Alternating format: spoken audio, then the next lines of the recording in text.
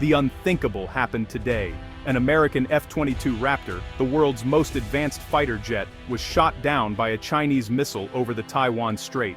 The myth of American air superiority vanished in a flash of fire and falling metal.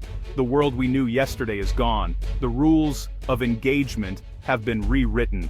For years, the F-22 was considered invincible, stealthy, untouchable, the cornerstone of U.S. military power. Today, that symbol lies in pieces at the bottom of the ocean.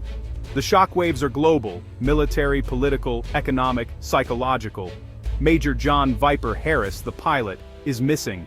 His fate unknown. The world's fate now hangs in the balance.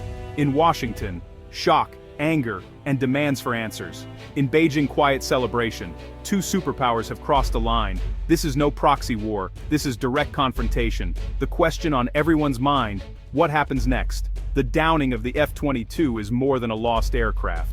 It's a declaration. China has shown it can neutralize America's most prized asset. The strategic balance is shattered. Every military plan, every diplomatic calculation is now chaos. As we stand here tonight, the world is watching, waiting, and praying this act does not ignite catastrophe. This crisis didn't erupt overnight. For months, Beijing's rhetoric and military actions around Taiwan have escalated. Warships, daily air incursions, a partial blockade. The US responded with its own show of force carrier groups, destroyers, freedom of navigation operations. Each side pushed boundaries, testing resolve, the air thick with tension. Diplomatic channels froze. Fiery speeches in Beijing met stern warnings from Washington. China accused the US of interference. The US called China a regional bully. Both leaders faced domestic pressure to appear strong, leaving little room for compromise. Taiwan was the flashpoint, but the conflict was about global leadership. Would the 21st century belong to America, or see the rise of a new superpower? The Taiwan Strait became the dividing line between two world orders. And today, on that line, the first shot was fired. The world's most advanced fighter jet was brought down. Major John Viper Harris was the embodiment of the American fighter pilot. Confident, skilled, and loyal, he trusted his F-22 Raptor, a machine designed to be invisible, unbeatable. Today's mission, Silent Talon, was routine patrol the Taiwan Strait, show presence, avoid escalation. No sense of unusual danger, just another day at the office, at twice the speed of sound. The F-22's stealth was legendary. For 2 decades, it ruled the skies. Pentagon planners dismissed the idea it could be tracked or shot down as science fiction. As Harris lifted off from Kadena Air Base, he was alone, but not worried. He was a ghost, a specter of American might. His radar warning receiver was silent. Cockpit displays showed no threats. Below, the strait churned. In his bubble of technology, all was calm. He was flying a routine mission, secure in his invisibility. He had no idea he was flying into a perfectly laid trap. This mission would change modern warfare forever. China's ambush relied on a breakthrough few believed possible: quantum radar. Traditional radar bounces waves off targets, stealth absorbs or deflects them, but quantum radar uses entangled photons, detecting even the faintest disturbance. The F-22, designed to be invisible to reflections, still created ripples in the quantum field. For the first time, China could see the ghost. This wasn't just an upgrade, it was a paradigm shift, a leap no one in the West saw coming. The quantum radar installation, disguised as a weather station in Fujian, was months in the making. Chinese scientists calibrated, tested, and waited for the perfect moment. They knew US F-22 patrols were routine. The US military's faith in stealth became its greatest vulnerability. They were blind to a threat they didn't know existed. The trap was set. For Major Harris, the first sign of trouble wasn't a warning light, it was a voice, calm and clear, speaking Mandarin. "American pilot, you are in Chinese airspace. Reverse course or be destroyed." Harris was stunned. His systems showed nothing. He thought it was a bluff. He responded, "This is a US aircraft in international airspace, maintaining course." Suddenly, his threat warning system flickered. Something new, a solid, unwavering track. Panic set in. He broke from his path, deploying flares and chaff, useless against this new threat. The missile coming for him wasn't guided by heat or radar. It was fed constant data from quantum radar. From the coast, a hypersonic PL-21 missile launched. Harris had less than a minute. His cockpit lit up. Missile inbound.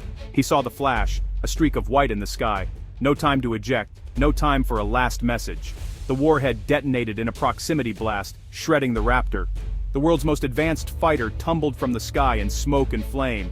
The myth of invincibility was gone.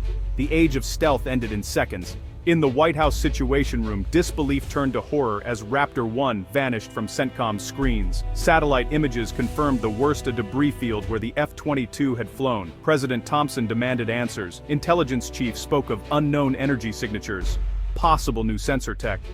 The US had been blindsided. The National Security Council met in crisis, the tensest since the Cuban Missile Crisis. In Beijing, the mood was controlled elation. The gamble had paid off. China's secret weapon worked. Years of investment in asymmetric warfare had delivered. The downing of the F-22 was a propaganda coup. China was now a technological equal. Chairman Li watched the replay, knowing this would provoke a furious US response, but it was a calculated risk. He bet the US would be forced to de-escalate. State media prepared the narrative, a defensive action against foreign aggression, no public celebration, just a message of calm strength. Behind closed doors, Beijing knew the global balance had shifted. The world's power map was redrawn. The White House debate was brief. Doing nothing was not an option. War with China was unthinkable, but a response was necessary. The decision: a limited, overwhelming strike on the quantum radar facility in Fujian. Operation Hammerfall would use no manned aircraft. Risk was too high. From the USS Ohio, Tomahawk cruise missiles launched, flying low and undetected. Simultaneously, B-2 Spirit bombers released stealthy JASSM-XR missiles from beyond quantum radar range. The American response was swift, precise, and devastating. Chinese defenses detected nothing until it was too late. Tomahawk slammed into coastal defenses and power stations. JASSM struck the quantum radar installation. The facility was obliterated in minutes. China's secret weapon, a decade in the making, was reduced to rubble.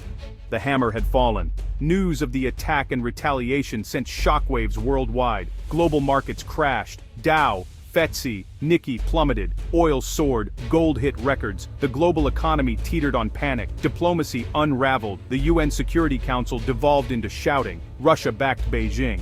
America's allies were terrified, caught between US security and Chinese economic ties. NATO was divided. Japan and South Korea went on high alert. The human cost mounted. Major Harris's death became a national tragedy. China admitted heavy casualties at the research facility.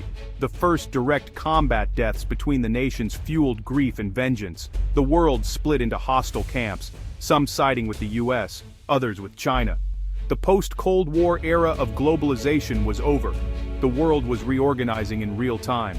The most profound consequence: the death of stealth.